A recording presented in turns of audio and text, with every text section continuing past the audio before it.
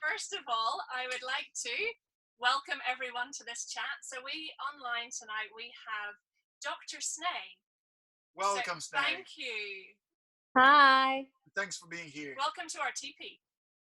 Yeah, it looks really cozy in there. I wish I was in there. Yeah, one day you will be. One day we'll welcome you in. But wanted to take this opportunity. So, first of all, round of applause for Dr. Sne, because you are frontline and really impacted hugely from a work perspective and everything that you're seeing. Wanted to take the opportunity just for you to say, really, how can people help themselves? How can we help our nation in Australia, even worldwide? What would some of the advice be that you can share with our community or even further about COVID-19? So, look, I think overwhelmingly what I and probably all the people who are working on the front line in healthcare, and that means all the services that are affiliated with that. So the cleaners, the porters, the nurses, the doctors, the administrators, everybody that's involved in that. We're all pressured and we're all doing it tough, much like all of you out there, but just in different ways. And what we're asking everybody to do is to stay at home. Please, please distance yourselves. And the reason we need you to do this is because of many reasons. The first is that people who carry this virus don't always have symptoms. And that doesn't mean, therefore, that you can't pass it to someone else. Yeah. If you end up passing it to someone else who's more vulnerable, it doesn't mean that they're going to be okay. They could be okay, but they could also end up in ICU. Yeah. And that's where we've got the problem. So we really, really need people to stay at home. Where you can, stay at home. And let's stop spreading this virus. As it is, our healthcare system is under pressure. Our hospitals are under pressure. We've seen examples of where social distancing hasn't been implemented early enough and the virus has spread rapidly.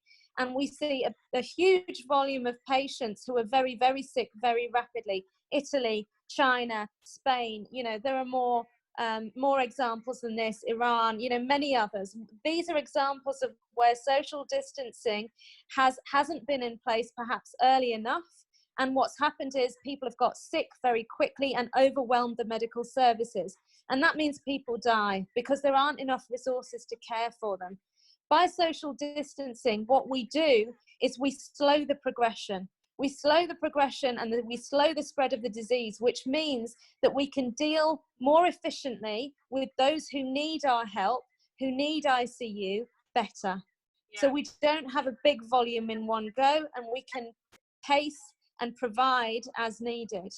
Yeah. So that's really the message. Please stay at home.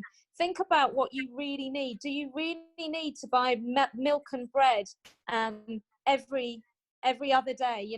Do you really need to have milk and bread for your breakfast? Could you eat something else? Yeah. I think we're sorry, go ahead, Mo. Yeah, changing our habits to be. Yeah, do need to change in this time. We've never done it before, so.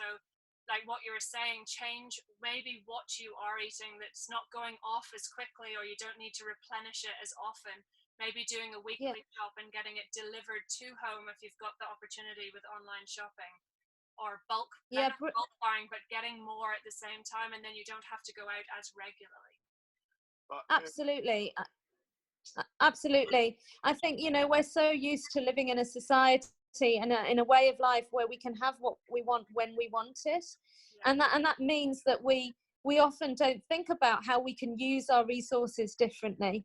And this is the time to really think about that, and to minimize our contact with the world outside of our homes, so we're not spreading this more than we need to. Totally. Why do you think people is actually behaving in not everybody obviously, but a lot of people are actually behaving in such a way because they are misinformed, because they feel like too confident, because what? I think it's interesting. I certainly wouldn't say that the public is not informed.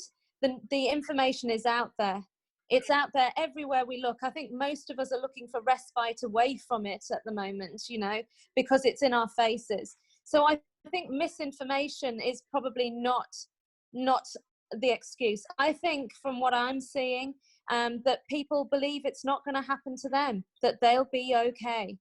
And the reality is that, you know, most of our young, healthy population will be, but it's our vulnerable who are not just elderly, but have other medical conditions. And that could be young people too. You know, it's those people that are more vulnerable. And it's those people that we need to protect. Those could be children with cancers. They could be children on medication that suppresses their immune systems, you know.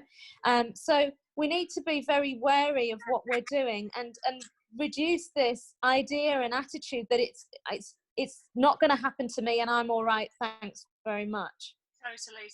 And we need to be thinking as a collective, you know, we need to look after each other. This is not the time to be thinking about just ourselves. I totally agree. And just quickly on, say for example, I know a lot of people, there is sickness going around, whether it be COVID or whether it be something else. And I know a lot of people are checking online for symptoms and trying to cross-check. What's your message to people, even if it is COVID symptoms? Because at the time we have people who are getting coronavirus and coming out to the surgery, such as yours, for testing.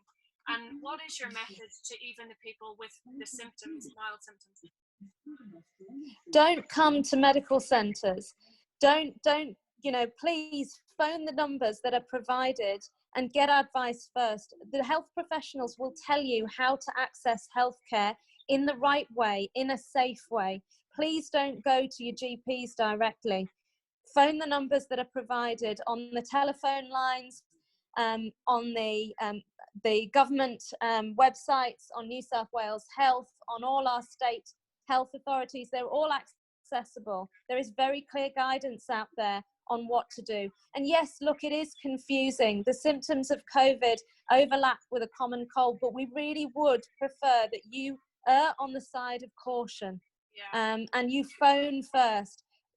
Doctors, nurses, those people involved in dealing with those telephone calls will tell you when and how it's safe to come in. So please do that first. And I think overwhelmingly, the message we'd give to all of you, everybody out there, is assume you have it. Because if you assume you have it, you'll protect everyone else from it. I totally agree. And actually, that was a couple of weeks ago. My sister was the same thing, nursing, and she said, Maeve, just consider you are a carrier with no symptoms, because and it's made us totally readjust how we go around. Like we are staying at home, but even like stuff we're touching, or if you do see anyone or whatever, it's just being conscious of, one, where you're putting your hands, and also not touching your face, or also when you're around other people, just keeping that distance. Because if you consider yourself a positive carrier, it's not about what somebody can give to you, it's about how you can give to someone else. And if you stop that chain, hopefully over time we will stop that spread.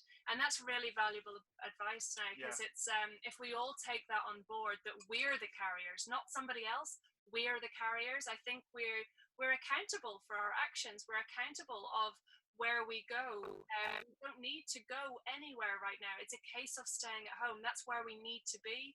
That's where we can be accountable for our own actions, and collectively join that collective thing. It's everybody's business. Whether you're, you know, obviously young children don't understand, but when you're that age that you do understand, it's everybody's business to do the right thing, to help the elderly, to help the vulnerable, to help the doctors, to help everybody who's now out of work.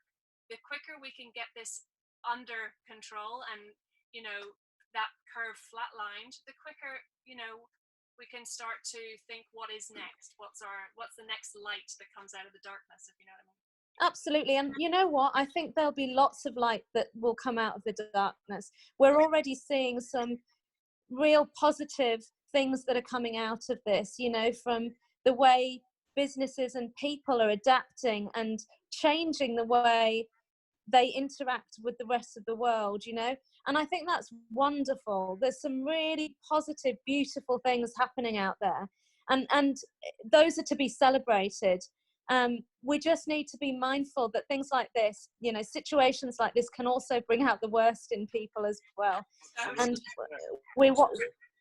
and we just need to remind ourselves that, as you say, Maeve, this is one we can do together. This is one where everybody plays a part, where everybody can make a difference without putting their hands in their pocket, without volunteering, just by staying at home and looking after yourself and looking after your family and making sure that you stay indoors as much as possible, you know? Yeah. Sne, thank you so much. Sorry, I got the feeling that when all this is going to be over, everybody's going to become a hugger. Yeah, I know. I know, I'm missing my hugs. I know. I was actually saying before was, over the last few years, we've got very attached to our devices, and we, you know, you'll see it in the public setting, like we'll be, you know, in restaurants having dinner with people, and you'll see the phones have come out, or you'll be standing at the bus stop and everybody's and it'll be so interesting to see the behavior after this, that people will, you know, we've been confined with our nearest and our dearest, but it's also nice to share company with others. But it might be interesting to see, after all of this disappears, whether we'll be at the bus stops talking together again. I think it's been really interesting. I think it's been really interesting, hasn't it? Because of course the social media part that has played out through all of this has had a really interesting impact in the community, and what we've seen is a heightened sense of anxiety and stress, which people have responded to, haven't they? So you know, that social media, those devices, and the impact of that on our lives and the way we interact with the world has certainly had some positives, but also some negatives in that space. I don't think that tomorrow, when after all this dark period, people is not gonna start not using the devices or putting the devices in the pocket or stuff. But I think what I really feel is that we are gonna value the presence of another person in a different way, because before, but so far, it has been a given, right? You were in the presence of other people, and you were still using your device. You were having dinner with people, and you were still using your device. And the presence of physical being around you was considered like something that normal. Now the normal is becoming a rarity, and so you know, at least I hope tomorrow people is going to start you know, considering the presence of others in a different way. And I think we'll see a lot of behavior changes out of this, but I think the most important for this message tonight is the stay at home. Let's try and get through this period as best as we can, and like we are here, you know, take those chats virtually. There's so many great platforms that allow us to connect online. You know, we see it all, which is amazing, seeing the Friday night drinks and the catch-ups all being brought online, and being able to still see the family friends and the kids and their faces. Yes, it's not the same, but if we all do our bit, we will then get back to in-person contact. Absolutely. So, thanks for having me, guys. So thank you, Dr. Sne. You are our little legend. And we're sending you so much strength to get through these weeks. And thank you for your very dear message, an important one. And we hope you have a wonderful night's sleep in preparation for the start of the week again next week. And sending you much love and light. Namaste. Namaste. Thank you very much. And we'll see you soon. Thank you. Bye. Bye.